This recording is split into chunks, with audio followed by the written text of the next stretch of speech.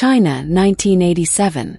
Long before the name Mortal Kombat became associated with disappearances, criminal alliances, and execution-style fights on a private island, it belonged to a discrete coalition of Chinese martial arts academies. The tournament had been created as an invitation-only full-contact competition. Its original purpose was not simply to identify the strongest fighter.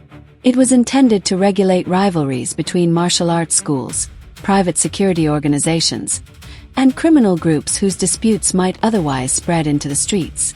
Promoters called it a way of preserving balance between different worlds.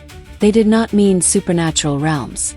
They meant the separate worlds of traditional schools, commercial fight academies, underground promoters, private armies, smugglers, and wealthy patrons who used fighters to extend their influence. Representatives met in secret locations. There were few formal rules, but the early contests still maintained limits. Fighters could submit. Referees could stop a match.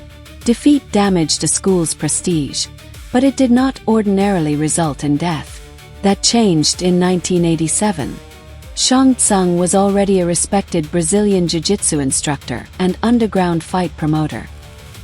He operated a newly established academy while arranging private challenge matches for gamblers, businessmen, gang leaders, and wealthy spectators. He understood that a tournament could create something more valuable than prize money, could create loyalty. A victorious fighter brought prestige to the promoter behind him. A defeated school could be pressured into surrendering students, training methods, commercial partnerships, and access to criminal contacts. Through careful manipulation, Shang Tsung could turn competition into expansion. His chosen representative was a man called Prince Goro. The title was promotional rather than royal. Goro had earned it in Brazil's vale-tudo circuit, where his enormous frame, savant ancestry, and dominance over smaller opponents made him appear almost mythic to spectators.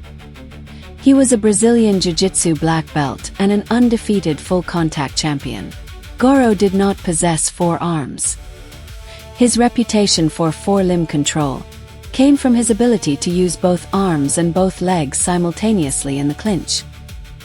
He could trap an opponent's wrist with one hand, control the neck with the other, block a leg with his knee, and use his remaining foot to break the opponent's balance. Against an ordinary fighter, it felt like being attacked by several men at once.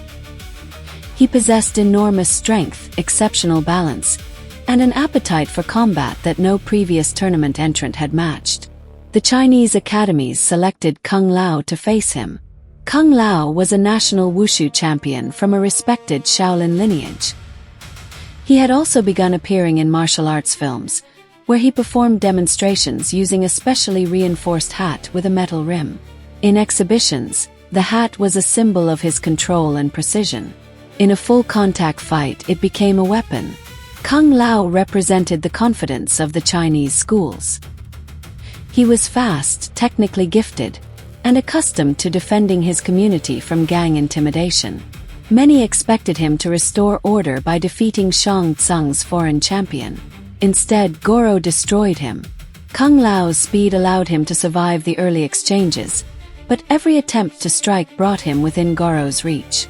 Once the Brazilian secured a body lock, Kung Lao could not escape. Goro lifted him, drove him into the floor, and continued striking after the referee attempted to intervene. Kung Lao never recovered sufficiently to continue. Whether he died from his injuries or disappeared afterward was never publicly established. The Chinese academies concealed the result, fearing scandal and retaliation. Among underground fighters, the story became legend. Goro had defeated China's champion.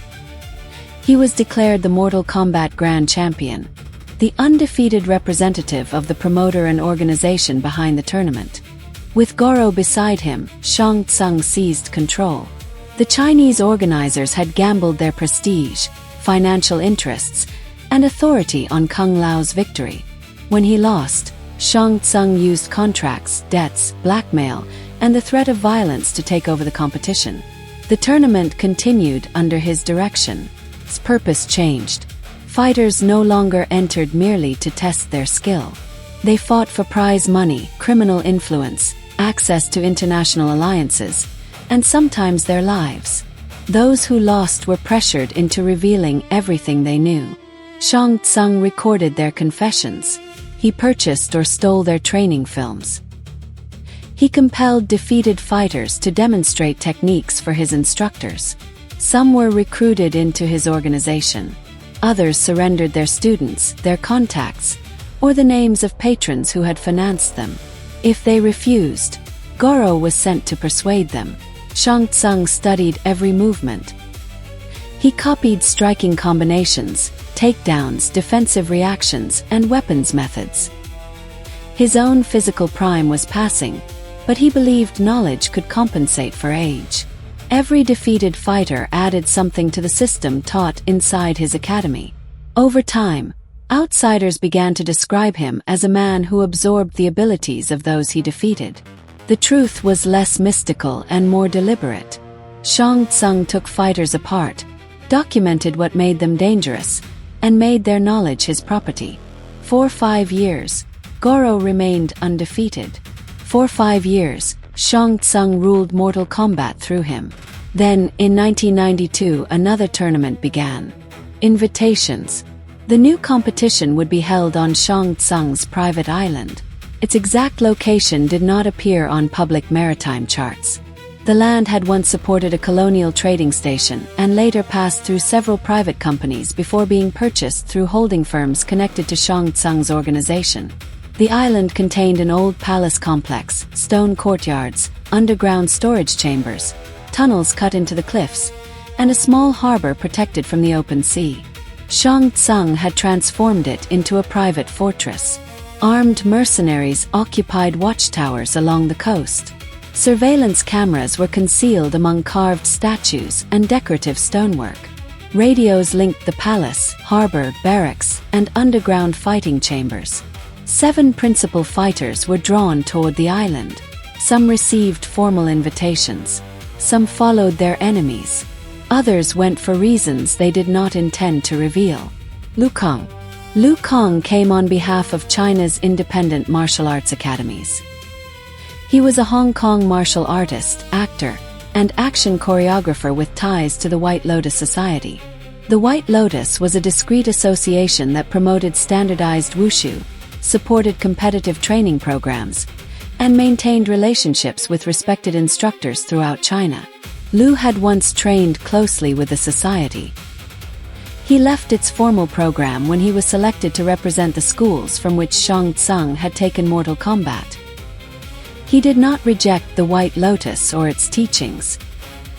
He believed the tournament demanded someone who could act independently of any one association. Liu had appeared in films and understood the difference between performance and violence. In front of a camera, a missed strike could look devastating. Fall could be prepared. A scene could be repeated. On Shang Tsung's island, there would be no second attempt. Liu did not come seeking fame, wealth, or revenge. He came to restore the tournament. His instructors had taught him that victory began with control of oneself. Fear, rage, pride, and humiliation could all be used by an opponent. Shang Tsung represented the opposite principle. He gained influence by coercing defeated fighters into surrendering their methods, reputations, and loyalty. He converted skill into property and fear into obedience. Liu despised him. He also understood that he could not reach Shang Tsung without surviving every fighter placed between them. Johnny Cage. Johnny Cage came to defend his reputation. He was one of Hollywood's most recognizable martial arts stars, known for films such as Dragon Fist and Sudden Violence. Posters showed him surrounded by flames, shattered glass, and fallen attackers. Critics dismissed much of his success as editing. They claimed stunt performers completed his difficult movements, wires enhanced his jumps, and camera angles disguised his limitations. Johnny resented every accusation. He had trained for years. His speed and acrobatic ability were genuine. He understood that film combat was choreography, but he knew he could fight beyond the controlled environment of a studio. When an invitation arrived describing Mortal Kombat as the world's most prestigious underground martial arts competition, he saw the opportunity he had been waiting for. There would be no camera tricks, no stunt doubles, no skeptical journalists claiming someone else had made him look capable. Johnny intended to defeat the tournament's finest competitors and return to Hollywood with undeniable proof that his skills were real. He expected an exotic full-contact event organized for wealthy spectators. He did not expect captured soldiers, armed mercenaries, psychological manipulation, or defeated fighters being executed. Kano came for greed. 2 years earlier, Major Jackson Briggs had pursued him across China and Afghanistan after the Black Dragon attack on Fort Leavenworth.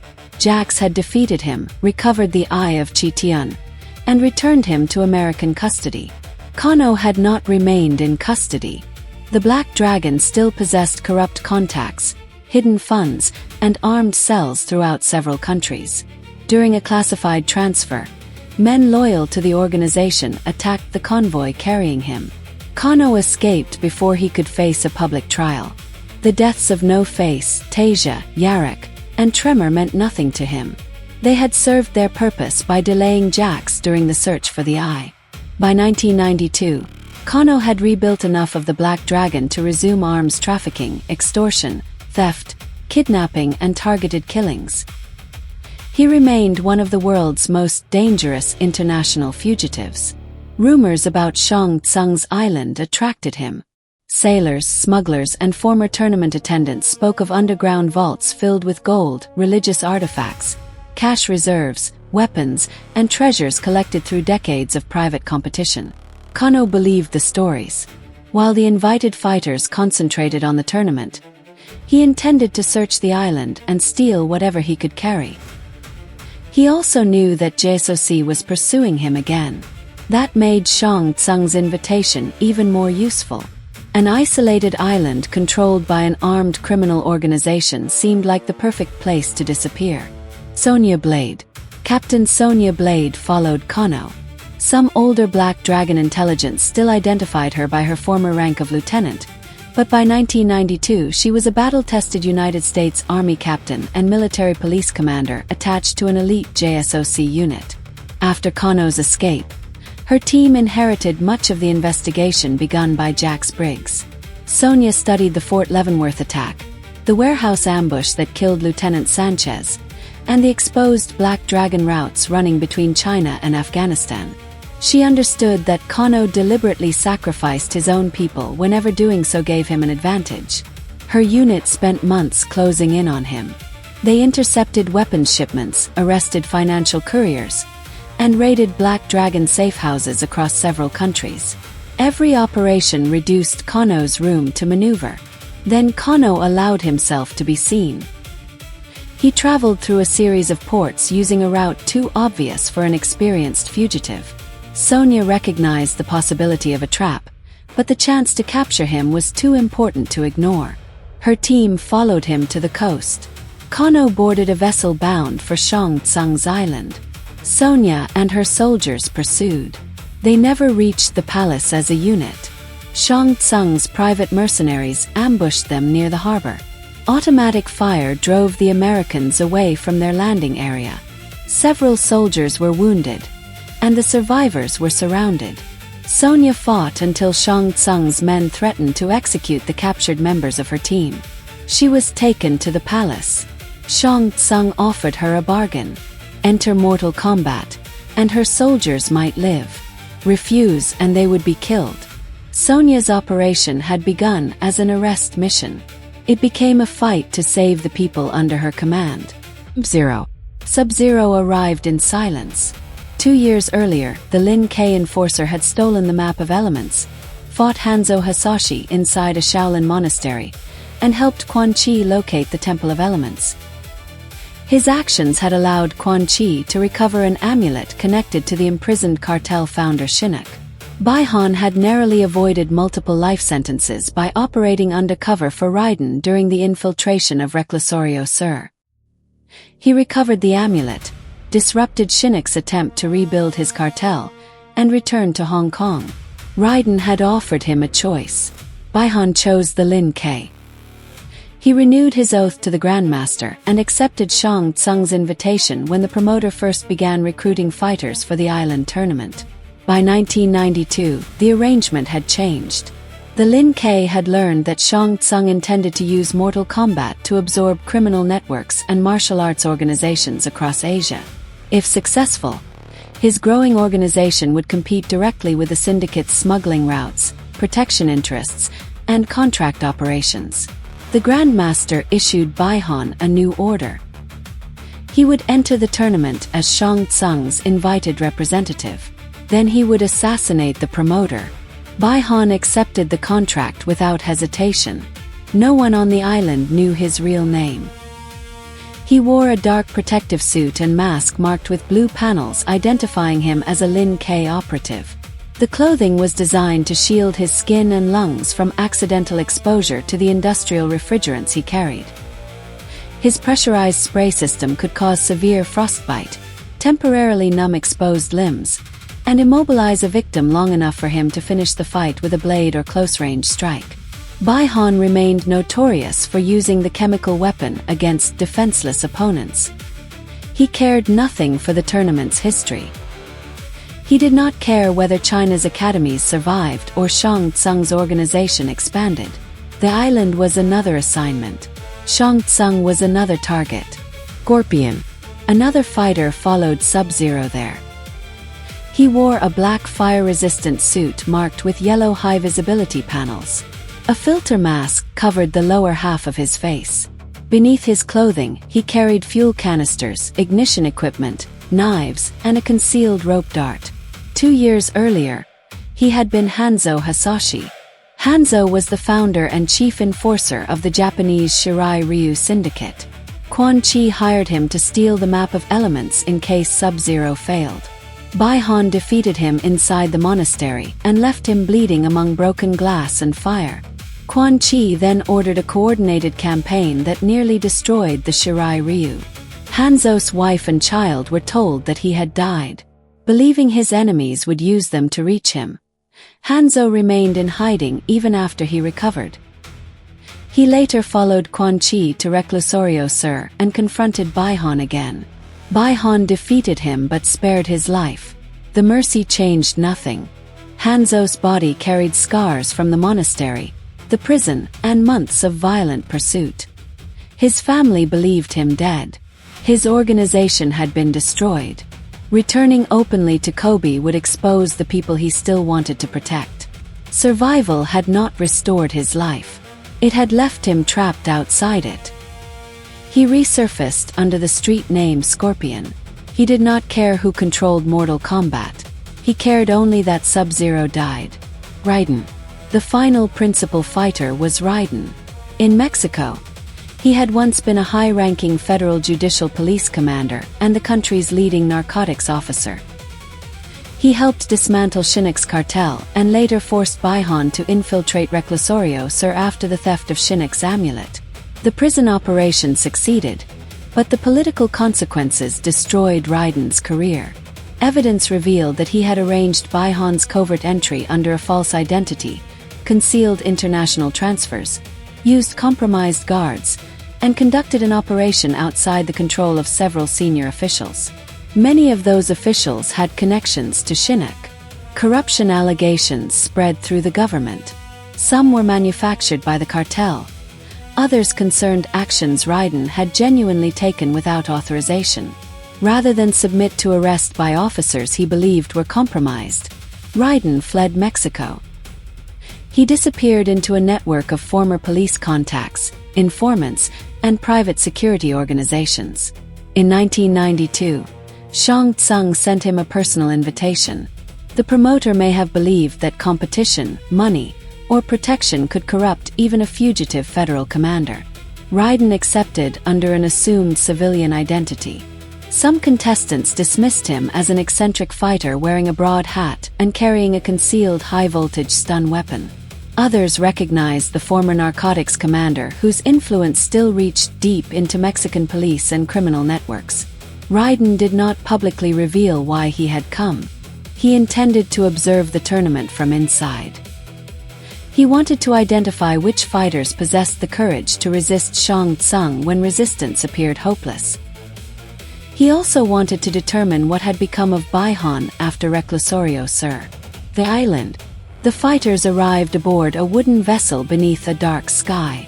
The boat was designed to resemble an antique coastal transport, but a diesel engine vibrated beneath its deck. Armed crewmen watched the passengers without speaking. Johnny Cage attempted conversation. Kano mocked him. Sonya remained near the rail, studying the guards and estimating the distance to shore. She saw one of her captured soldiers being transferred aboard a second vessel and nearly moved toward him before a rifleman blocked her path. Liu Kang sat alone, controlling his breathing. Baihan stood near the bow. His mask concealed any reaction to the other passengers. Hanzo remained below deck until the island came into view. Raiden watched all of them. The island appeared through the mist like the remains of a forgotten kingdom. Stone statues lined the shore. Some were centuries old. Others had been constructed recently to imitate the same weathered style. Cameras were hidden inside several of their mouths and eyes.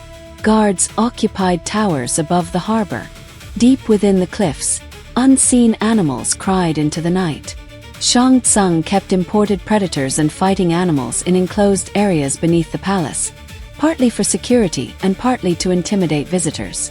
The contestants were escorted through a fortified gate and into the main courtyard. Tournament attendants stood in uniform rows. Mercenaries carrying rifles occupied the balconies above them.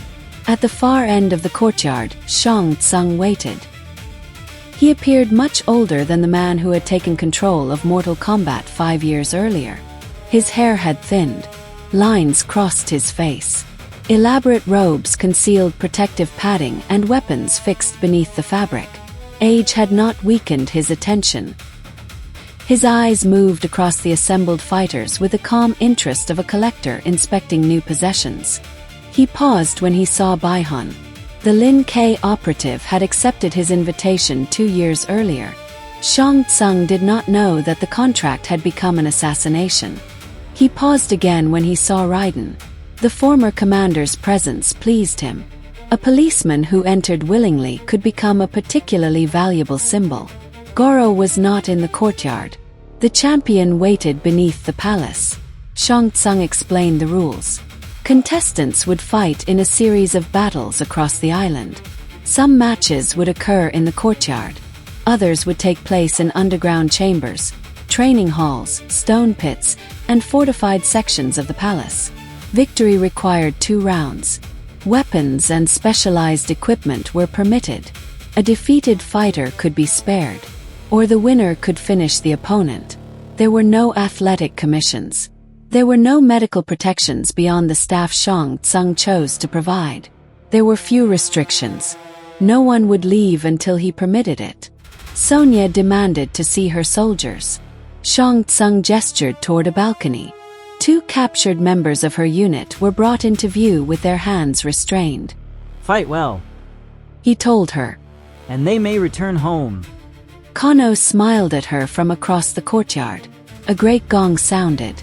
Mortal Kombat began. The opening fights. The first contests took place in the palace courtyard. There were no public cameras, although Shang Tsung's organization recorded every match from concealed positions. The footage would later be studied, sold to private collectors, or used to pressure surviving fighters. Johnny Cage entered the first arena smiling. He moved as though he had stepped onto a film set. He bowed to the attendants, acknowledged the balconies, and searched for a camera that would capture his best angle. His first opponent did not bow. The man rushed him with a weighted chain. Johnny avoided the first strike and responded with the fast combinations that critics had dismissed as choreography. His footwork was precise. His acrobatic kicks were not products of wires or editing. He won both rounds. Then Shang Tsung ordered him to kill the defeated man. Johnny looked toward the promoter. You said I could spare him. I said the victor could decide. Johnny stepped away. The opponent remained alive. Shang Tsung smiled slightly. Mercy gave him information about a fighter as surely as violence did. The next contest ended differently. A Black Dragon mercenary defeated a representative from a private martial arts school. The fallen man raised his hands and attempted to surrender. The mercenary looked toward Shang Tsung. The promoter nodded. The defeated fighter was executed in front of the others. Johnny's smile disappeared. He understood that this was not an exhibition staged for wealthy enthusiasts. There were no stunt coordinators waiting beyond the arena. No director would call for the scene to stop. Every movement mattered because the consequences were real. For the first time in his career, Johnny's ability meant something beyond applause.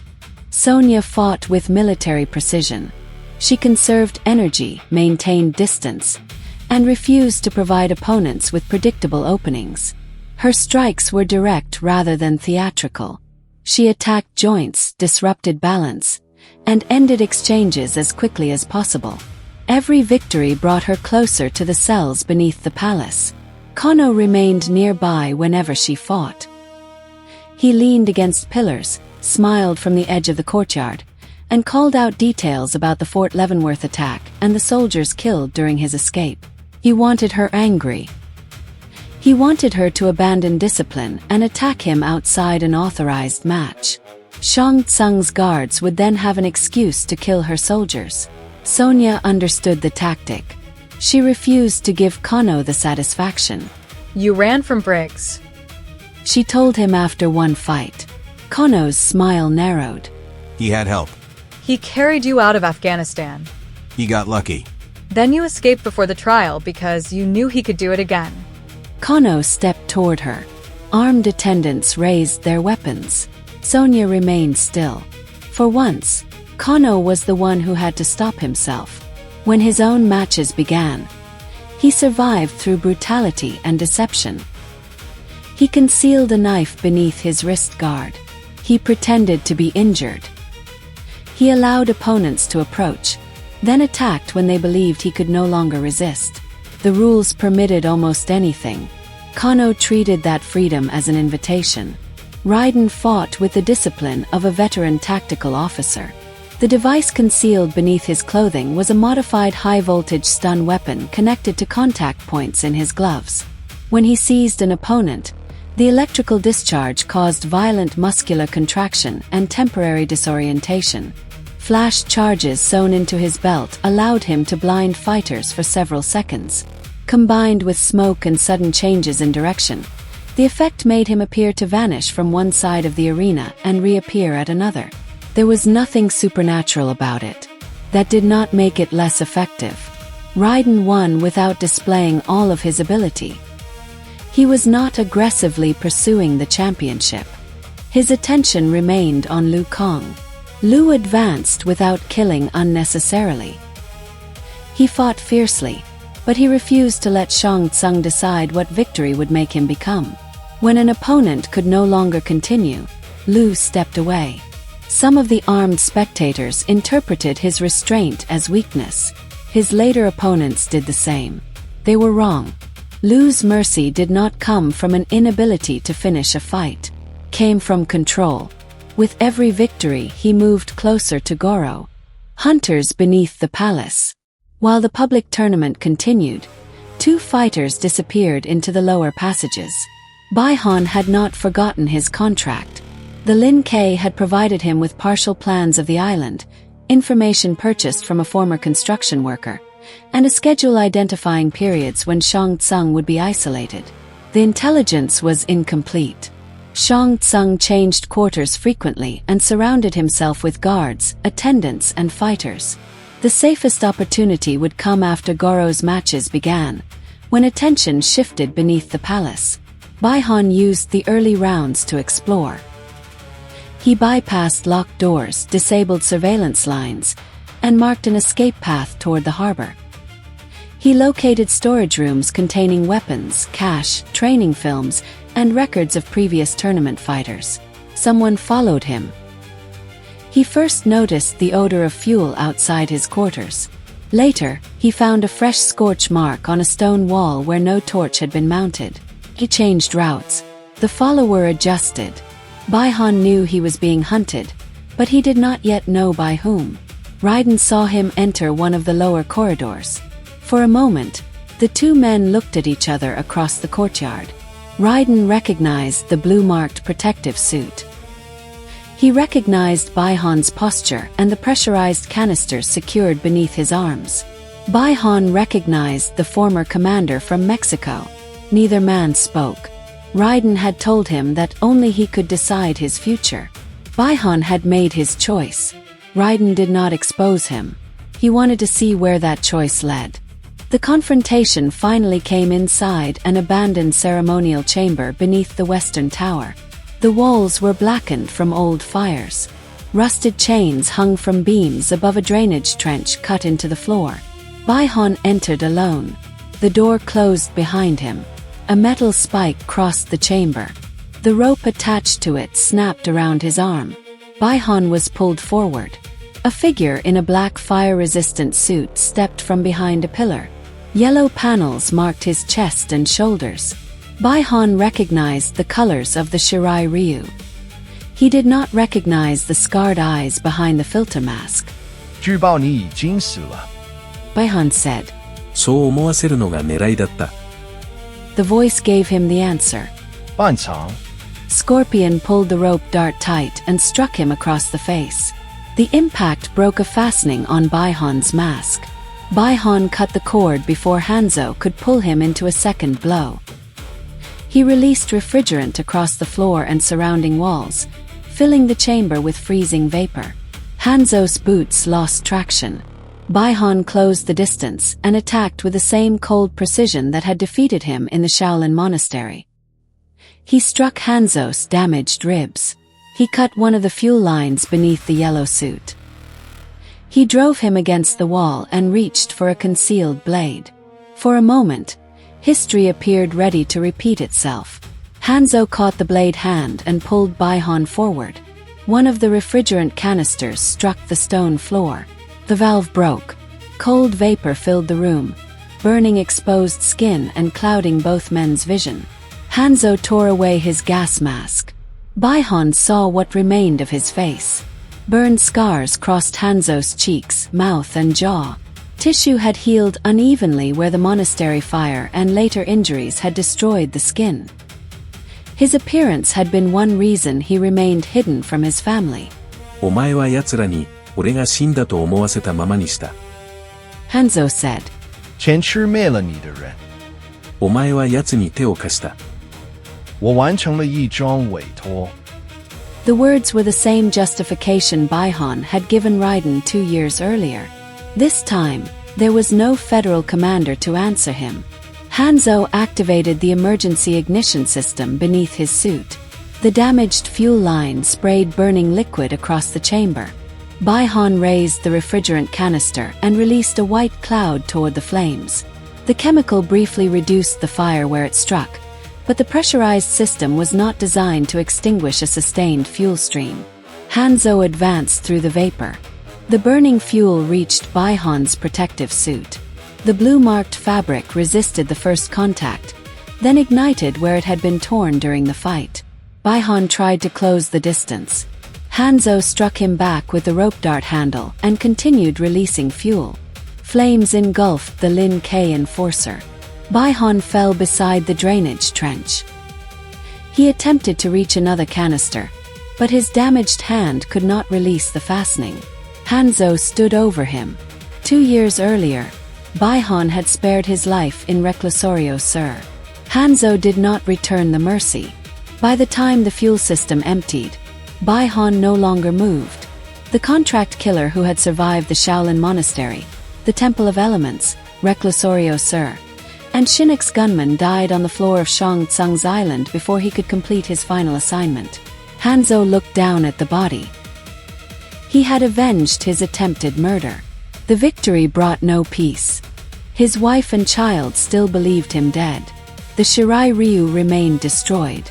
Killing Baihan could not restore the years taken from him or remove the scars from his face.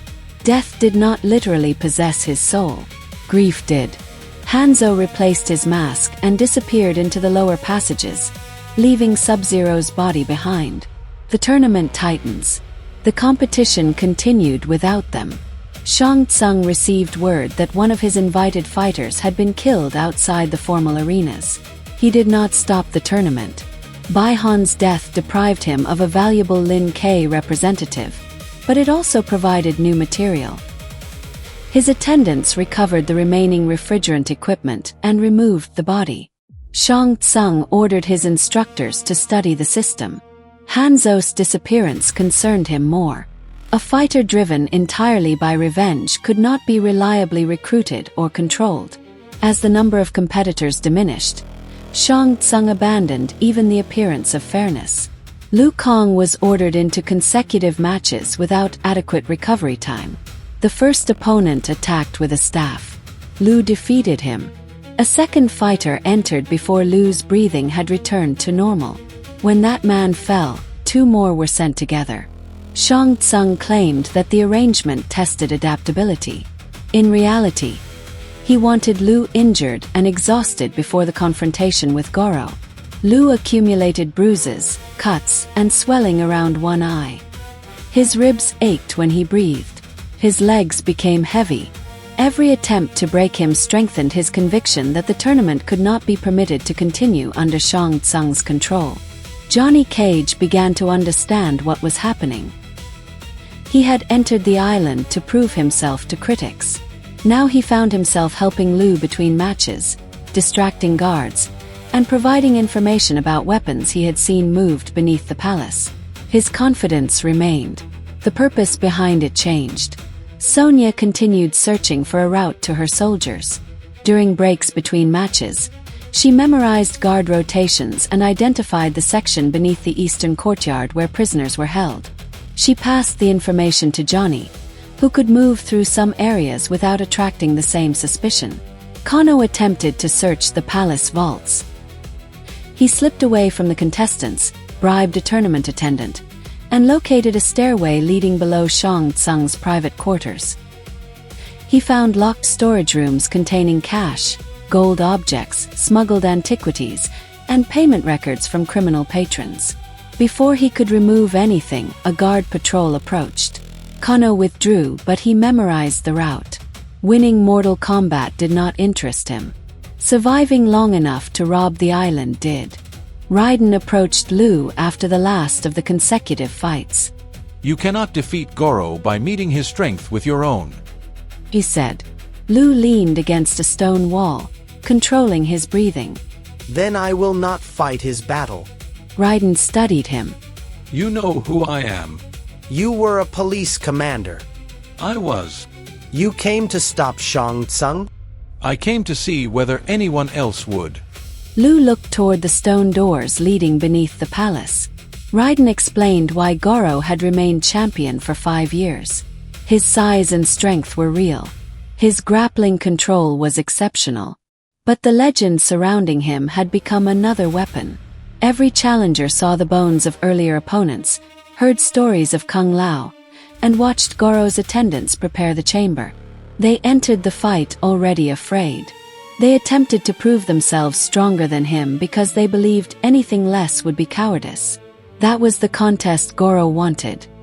He has defeated men before they touched him, Raiden said. Liu looked at the doors. How? They decided what he was before they learned what he could do. The locks released. The doors opened. Goro's fighting chamber lay beneath the palace. The room had once been a storage hall. Shang Tsung converted it into a private arena surrounded by stone walls, iron gates, and raised platforms for invited spectators. Bones had been placed around the edges. Some were animal remains taken from the island's enclosures. Others belonged to fighters who had died in previous tournaments. Their purpose was intimidation.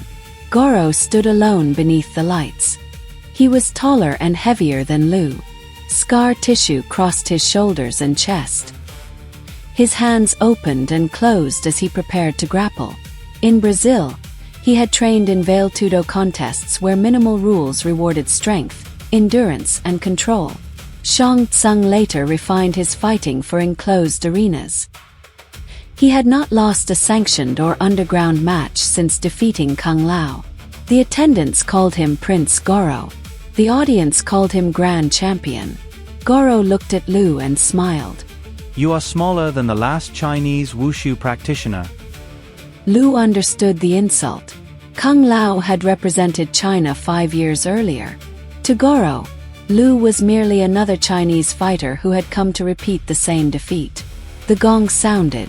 Goro attacked immediately. A single strike threw Liu against the stone wall. Liu recovered and attempted to circle, but Goro cut off the angle.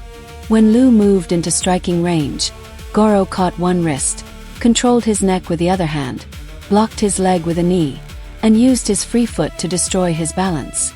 For limb control, Liu hit the floor. Goro lifted him and drove him down again.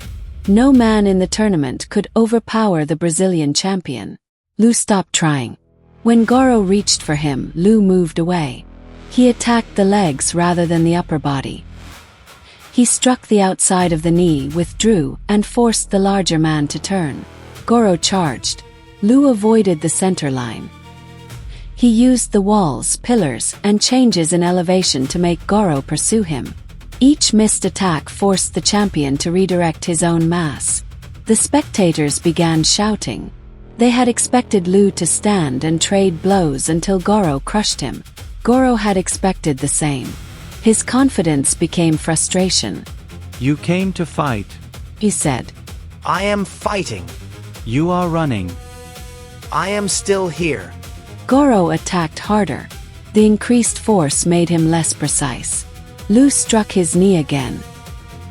He followed with a kick to the ribs and moved away before Goro could secure a grip. The champion caught him during the next exchange.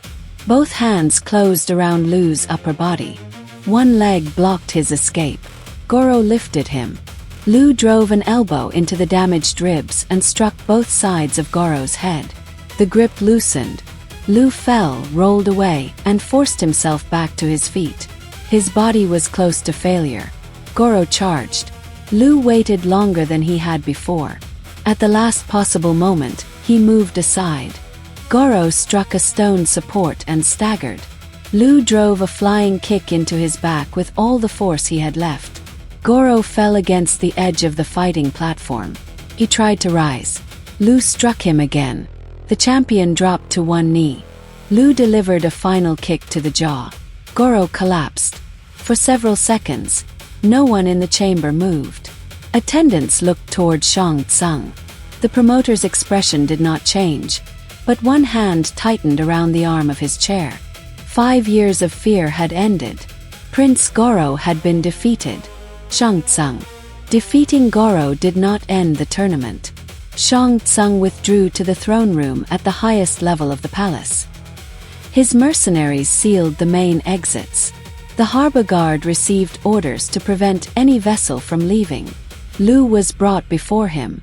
The chamber contained the private archive through which Shang Tsung had built his reputation. Shelves held videotapes, photographs, written confessions, medical records, training notes, and files on fighters from dozens of countries. Weapons taken from defeated competitors were displayed along the walls. Kung Lao's reinforced hat rested behind glass. Shang Tsung stood before the archive. You defeated Goro. He said. That makes you valuable. It makes your champion defeated. Champions can be replaced.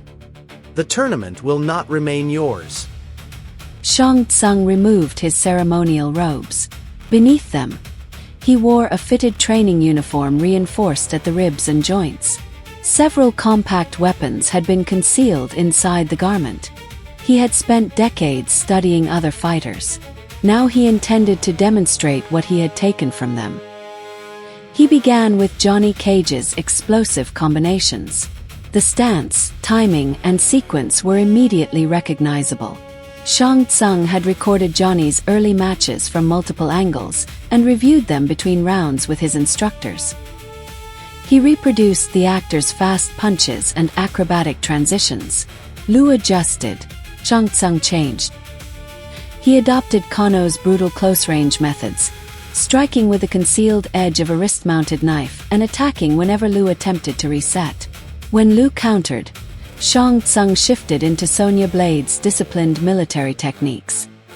He targeted joints, attacked balance, and used direct combinations copied from recordings made in the courtyard. Then came Raiden's methods. A concealed stun device discharged through Shang Tsung's glove. Flash powder exploded near Liu's face, allowing the promoter to move behind him. Shang Tsung had not absorbed anyone's abilities through supernatural means. He had observed, documented, practiced, and stolen. His true skill was imitation supported by preparation. He opened a weapon cabinet. Inside were the devices taken from the two fighters who had disappeared beneath the palace. Shang Tsung fired Scorpion's recovered rope dart. Liu avoided the metal point, but the cord wrapped around his forearm. Shang Tsung pulled him forward and struck him across the face.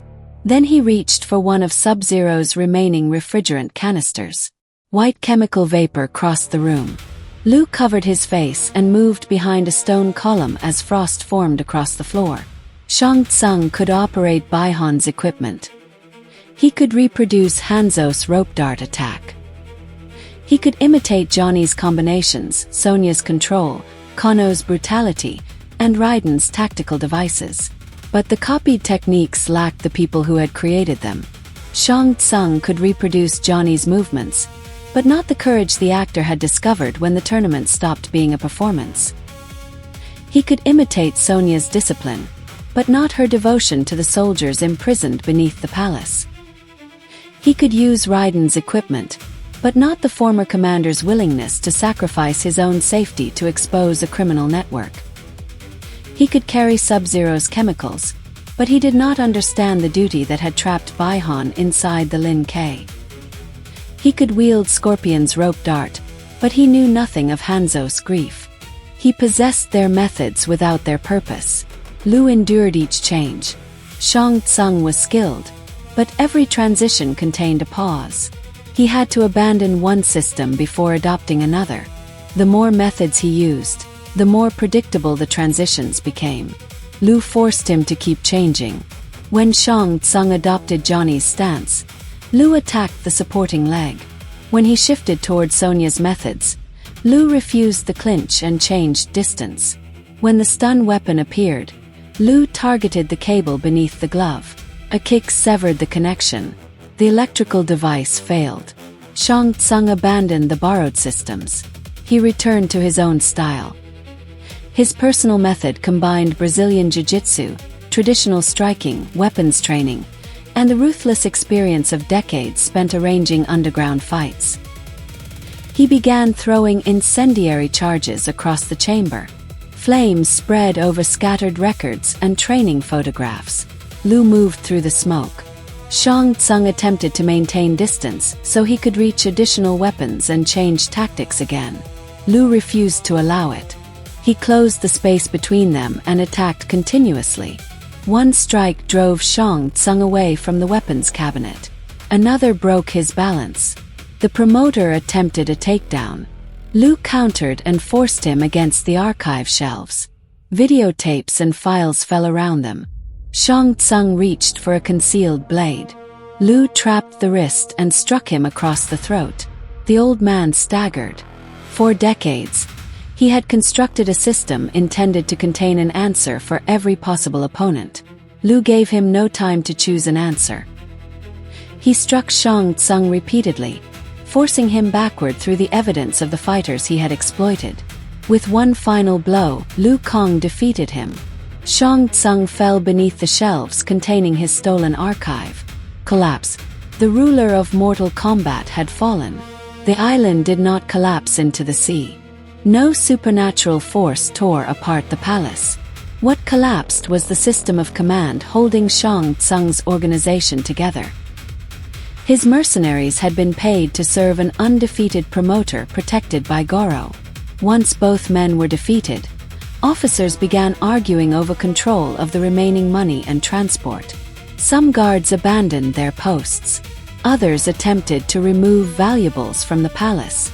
A few continued fighting out of loyalty or fear. Raiden entered the archive after Liu's victory.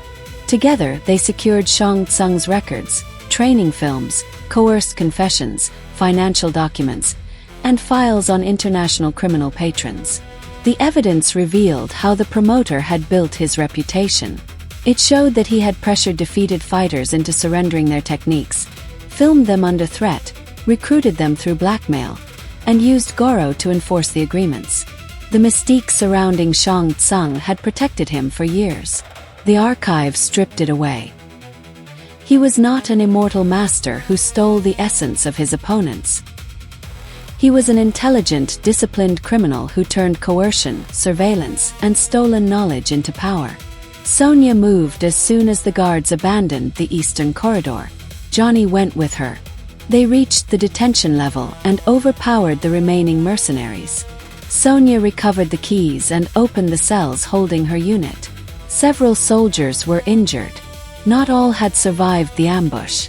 The living men and women were able to walk with assistance. Sonya helped the first soldier through the door. Where's Kano? He asked. She looked toward the harbor. Kano had used the confusion exactly as she expected.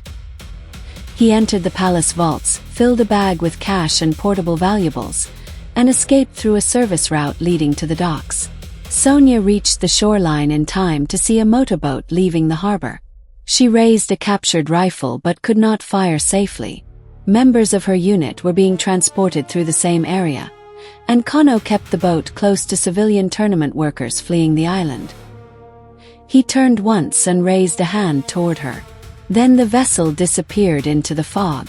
Their conflict was not over. Johnny found himself helping wounded soldiers onto the remaining transport. He had no camera crew, publicist, or studio representative beside him. No one was there to preserve his best angle. For the first time, that did not matter. He had entered the tournament to prove that his screen fighting ability was genuine. He left with something more important than proof for his critics.